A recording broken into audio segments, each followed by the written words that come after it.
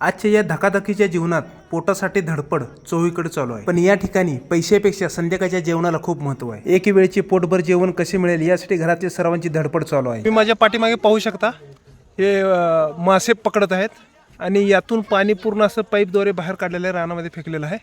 आणि पाहू शकता लहान लहान मुलं ही पाणी काढून ह्या गड्ड्यामधून पूर्ण यातून पाणी काढून त्यानंतर पोटाच्या भुकेपुढे माणूस किती मोठं भय सुद्धा विसरून जातो. लहान लहान मुले सुद्धा आई वडिलांना मदत करण्यासाठी या चिखलामध्ये उतरले. संध्याकाळी पोट भरून खायला मिळणार याची आस यांना न थकता काम करण्यास प्रेरणा देतात. ज्या वयात आई वडिलाजवळ हट्ट करायचे असते त्या वयात जर आई वडिलांना मदत करावी लागत असेल तर ते बालपण कसलं. ना अंगभर कपडे आहेत ना कुठली स्वप्न पूर्ण होण्याची आशा, असे जीवन जगत आहेत.